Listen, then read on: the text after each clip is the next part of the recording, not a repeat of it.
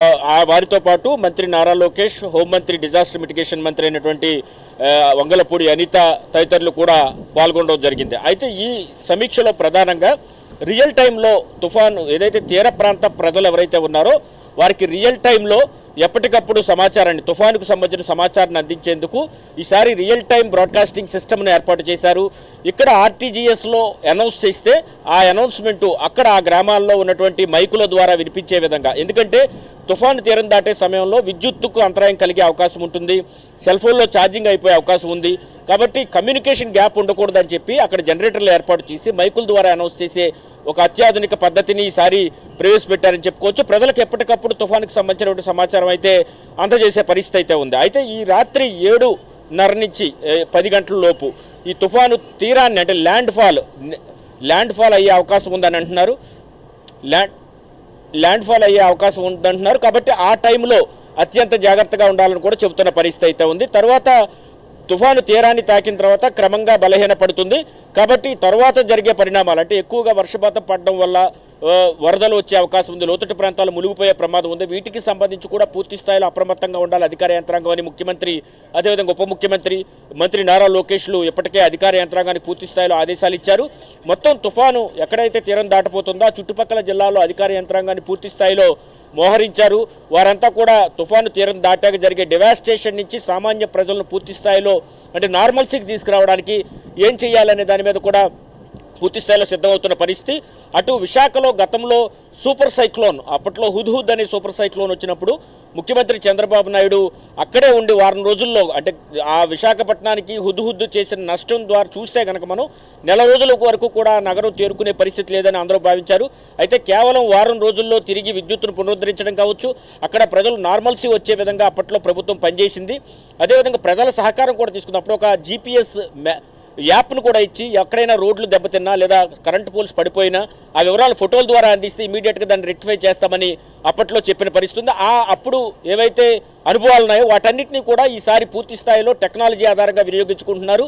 ముఖ్యంగా సాంప్రదాయ పద్ధతులు, తుఫాను వచ్చినప్పుడు వాటి నుంచి నష్టాన్ని తగ్గించుకోవడంలో ఉన్న సాంప్రదాయ పద్ధతులు మొదలుకొని దానికి టెక్నాలజీని జోడించి ఏ విధంగా తుఫాను యొక్క తీవ్రతను ప్రజలపై తగ్గించడం, ముఖ్యంగా ప్రాణ నష్టం లేకుండా, ఆస్తి నష్టం సంగతి పక్కన పెడితే ప్రాణ నష్టం ఏమాత్రం లేకుండా చేసేందుకు ఏం చేయాలని పూర్తి స్థాయిలో విస్తృత ప్రయత్నాలు అయితే చేస్తున్నారు. దీనికి సంబంధించి అధికార యంత్రాంగాన్ని ప్రతి నిమిషం కూడా ఈ ఉదయం నుంచి కూడా ముఖ్యమంత్రి ఇక్కడే ఉండి మానిటర్ చేస్తున్న పరిస్థితి అయితే ఉంది.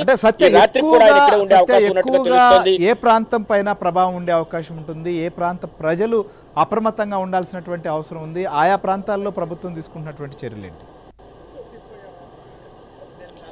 కాకినాడ సమీపంలో తుఫాను తీరం దాటుతుందని చెబుతున్న నేపథ్యంలో ఉమ్మడి తూర్పుగోదావరి జిల్లా, ఉమ్మడి పశ్చిమ గోదావరి జిల్లా, అదేవిధంగా విశాఖపట్నం జిల్లా, ఈ 3 జిల్లాలపైన భారీగా దీని ప్రభావం ఉంటుందంటున్నారు. అదే సమయంలో ఉమ్మడి కృష్ణా జిల్లా, గుంటూరు జిల్లాలో వర్షాలు అయితే కురుస్తాయని కూడా ఇప్పటికే ఐఎండీ కానీ అదేవిధంగా విపత్తు నివారణ శాఖ కానీ ప్రకటించింది. మోస్తరు నుంచి భారీ వర్షాలు ఈ ప్రాంతాల్లో కురుస్తాయి. ముఖ్యంగా తుఫాను తీరం దాటేటప్పుడు 90 నుంచి 110 కిలోమీటర్ల వేగంతో గాలులు వీస్తాయి గనక ఎవరూ కూడా బయటకు రావద్దని చెప్పారు. ఇంకొక ప్రభుత్వం ఒక కీలకమైనటువంటి అనౌన్స్మెంట్ కూడా చేసింది. ఈ హైవే పైన వెళ్లే వాహనాలు ఈ రాత్రి 7 గంటల తర్వాత తుఫాను తీరం దాటి వెళ్ళిపోయే వరకు కూడా ఎక్కడక్కడే నిలిపిచేయాలి. అంటే బేసు ప్రత్యేకంగా సైడ్కి బేస్ ఉంటాయి హైవేల్లో, ఎక్కడికక్కడ ఆ బేసులు నిలుపుకోవాలి. హైవే పైన తుఫాను తీరం దాటే సమయంలో రన్నింగ్లో ఉండడానికి వీలు లేదని కూడా స్పష్టమైన ఆదేశాలు జారీ చేశారు. భారీ వాహనాలు అన్నిటికి కూడా ఈ నిబంధన వర్తిస్తుందని కూడా చెప్పడం జరిగింది. ఎన్ని గంటల నుంచి వాహన రాకపోకలను నిలిపివేయాల్సి ఉంటుంది? ఒకవేళ ఏదైనా రన్నింగ్లో ఉన్నటువంటి వాటిని కూడా ఎక్కడికక్కడ ఆపేసేదానికి కూడా ఏమైనా యంత్రాంగం అలాంటి ప్రయత్నం కూడా చేయబోతోందా? అంటే ఎందుకంటే మనం చూసాం గతంలో లారీలు లాంటివి కూడా తిరగబడ్డాయి, గాలులకు పెద్ద పెద్ద హెవీ లోడ్తో వెళ్తున్నటువంటి లారీలు కూడా. సో అలాంటి ప్రమాదం ఉంటుందనే ఇప్పుడు వాహనాలను ఆపేయాలని చెప్పి ప్రభుత్వం అప్పీల్ చేస్తోందా? ఖచ్చితంగా, ఎందుకంటే గతంలో భారీ లోడ్ వాహనాలు ఈజీగా వాటర్కి స్కిడ్ అయ్యి పడిపోయే అవకాశం ఉంది. కాబట్టి ఇటువంటి ప్రమాదాలు సంభవించకుండానే ప్రభుత్వం ఈ చర్యలు తీసుకుందని చెప్పుకోవచ్చు. జాతీయ రహదారిలో ప్రయాణించే భారీ వాహనాలు రాత్రి 7 గంటల తరువాత నుంచి నిలుపుదల చేసేయాలని ఆదేశాలు జారీ చేశారు. ముందే సురక్షిత ఏవైతే లే బేస్ హైవేల పక్కన ఎక్కడికక్కడ ఏర్పాటు చేస్తుంటాయి, ఆ లే బేస్ వద్ద ఆ లారీలన్నింటినీ కూడా నిలుపుకోవాలని కూడా స్పష్టం చేశారు. ప్రజలు కూడా అత్యవసరం అయితే తప్ప 7 గంటల తర్వాత బయటకు రావద్దని కూడా హెచ్చరికలైతే విపత్తు నివారణ శాఖ నుంచి ప్రభుత్వం పదే పదే ఇస్తోంది. దీనికి సంబంధించి రియల్ టైంలో ఈ బ్రాడ్కాస్టింగ్ సిస్టమ్ ద్వారా కూడా మైకుల ద్వారా ఆయా గ్రామాలకు నేరుగా ఇక్కడ ఆర్టీజీఎస్ నుంచి అనౌన్స్మెంట్స్ కూడా చేస్తోంది. దీంతో పాటు తుఫాను ఏ దిశగా పయనిస్తుంది అనేది కూడా ఎప్పటికప్పుడు అనౌన్స్ చేయడంతో పాటు ఎవరైనా చిక్కుకుపోతే కనుక ఇబ్బందుల్లో ఉంటే ఇమీడియట్గా వాళ్ళ